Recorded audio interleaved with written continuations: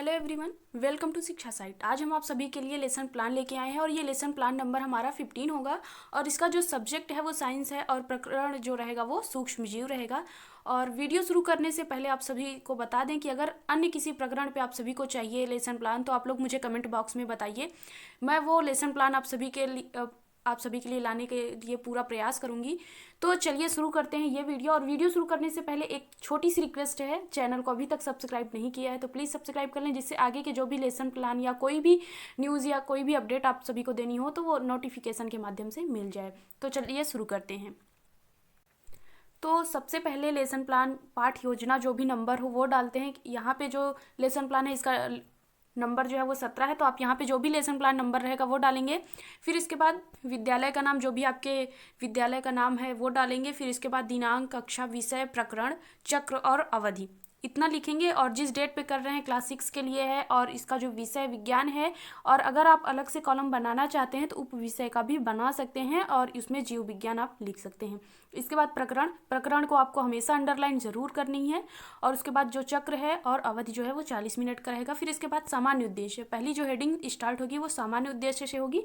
और यहाँ पे मैंने 6 पॉइंट लिखे हैं। अगर आपको जो भी आप छात्रों के समक्ष जो है वो साइंस विषय को क्यों पढ़ा रहे हैं, आपका उद्देश्य क्या है पढ़ाने का, ये लिखा जाता है। तो आपको जो भी आपके दिमाग में आए आप उसे लिख सकते हैं। पहला जो सामान्य उद्देश्य है, छात्रों में वैज्ञानिक दृष्टिकोण का विकास करना, छात्रों में जंतुओं की प्रकृति का वैज्ञानिक अध्ययन करने हेतु रुचि उत्पन्न करना, छात्रों में समस्याओं की पहचान करके उसके निराकरण की क्षमता उत्पन्न करना, और छात्रों को अवकाश के समय का सदुपयोग करना सिखाना, और छात्रों को नियमित एवं अनुशासित बनाना। और छठा जो पॉइंट रहेगा, छात्रों में रचनात्मक व सृजनात्मक शक्ति का विकास करना। ये हमारा सामान्य उद्देश्य हो जाएगा। और इसके बाद विशिष्ट उद्देश्य लिखेंगे। और विशिष्ट उद्देश्य, वो प्रकरण हम छात्रों के समक्ष क्यों प्रस्तुत कर रहे हैं, उसको पढ़ाने का हमारा उद्देश्य क्या है, ये लिखते हैं। और अगर आप प्राइमरी लेवल के लिए बना रहे हैं तो आपको सिर्फ पॉइंट वाइज लिखना होता है। अगर आप विशिष्ट उद्देश्य किसी जूनियर लेवल क्लास के लिए बना रहे हैं तो आपको ज्ञानात्मक, बोधात्मक, कौशलात्मक, प्रयोगात्मक, इन सभी उद्देश्यों में पॉइंट वाइज लिखना होता है।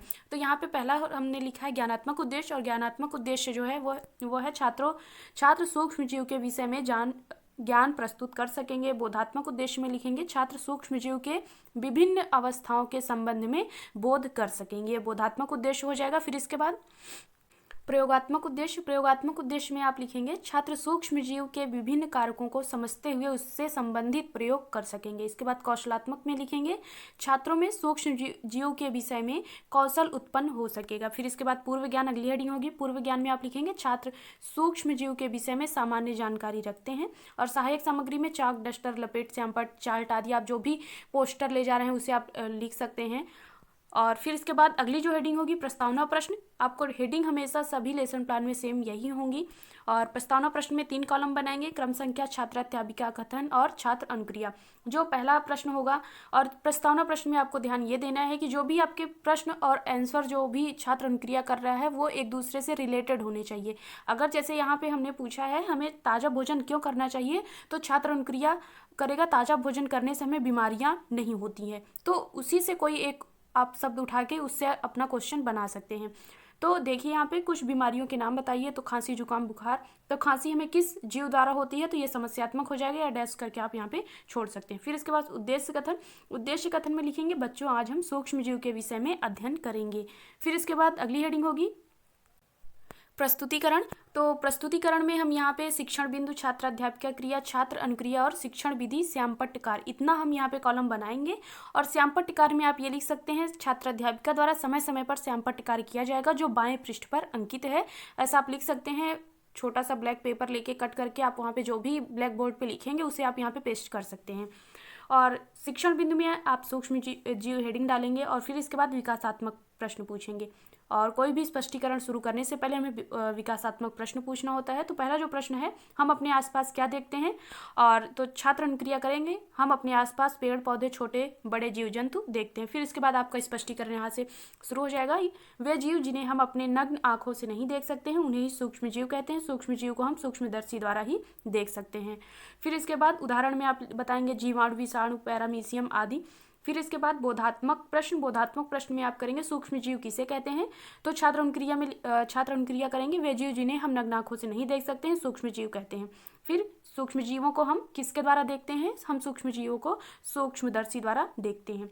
फिर विकासात्मक प्रश्न, दूसरे स्पष्टीकरण का यहाँ से जब भी आप स्पष्टीकरण कोई स्टार्ट करेंगे उसके पहले आपको वो विकासात्मक प्रश्न पूछना है, और इस स्पष्टीकरण के समाप्त होने पे आपको बोधात्मक प्रश्न पूछना है, और ये बोधात्मक प्रश्न आपने जो स्पष्टीकरण किया है ठीक उसी से कोई भी प्रश्न आप उठा के पूछ सकते हैं। विकासात्मक प्रश्न होगा सूक्ष्मजीव कितने प्रकार के होते हैं, और ये समस्यात्मक हो जाएगा तो यहाँ पे आप छोड़ देंगे। और यहाँ पे ध्यान देने की बात है कि यहाँ पे जब आप प्रश्न पूछेंगे तो वहाँ पे आपको प्रश्नोत्तर विधि, और जब आप स्पष्टीकरण दे रहे होंगे तो वहाँ पे व्याख्यान विधि आप लिख सकते हैं, और जब छात्रों को कोई प्रयोग करके बता रहे हैं तो वहाँ पे आप संश्लेषण विधि लिखेंगे।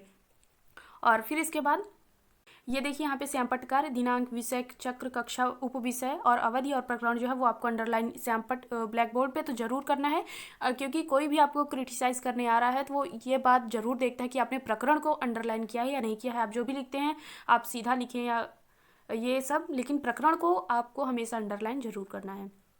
फिर अगला विकासात्मक प्रश्न, इसमें भी आप ऐसे लिखेंगे शिक्षण बिंदु, छात्राध्यापिका कथन, छात्र अनुक्रिया और शिक्षण विधि।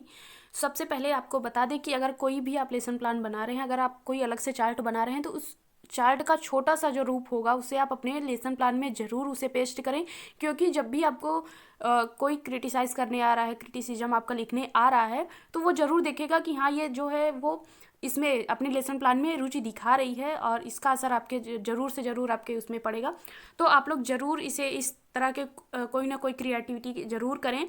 तो यहाँ पे मैंने ये लेसन प्लान बनाया था और इसका ये इस तरह का यहाँ पे पेस्ट किया था, तो उसका जो प्रभाव है वो जब जो क्रिटिसाइज़ करने मुझे आया था उसके ऊपर ज़रूर पड़ा था, और वो बाहर भी जाके लोगों से बता रहा था कि आप इस प्रकार से लेसन प्लान बना सकते हैं।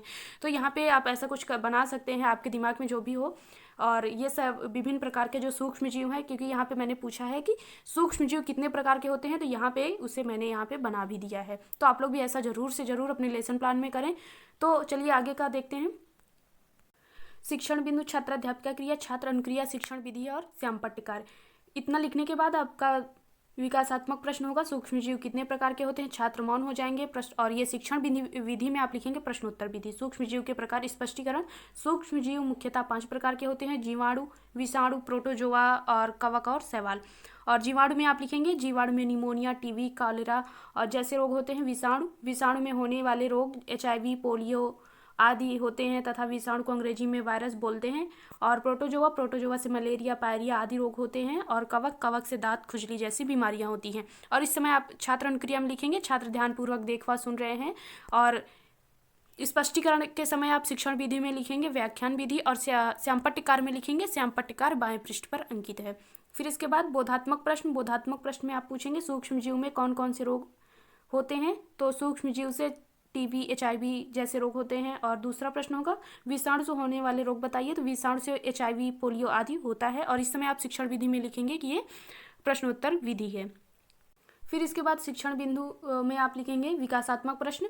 और पहला जो प्रश्न होगा सूक्ष्मजीव कहाँ पाए जाते हैं, सूक्ष्मजीव तो स्पष्टीकरण में आप लिखेंगे सूक्ष्मजीव सर्वव्यापी होते हैं, यह मृदा, जल, वायु सब जगह पाए जाते हैं, यहाँ तक ये हमारे शरीर के अंदर तथा अन्य प्रकार के प्राणियों तथा पादपों में पाए जाते हैं। और छात्र अनुक्रिया में आप लिखेंगे छात्र ध्यानपूर्वक देखभाल सुन रहे हैं। और शिक्षण विधि जो होगी वो प्रश्नोत्तर विधि होगी।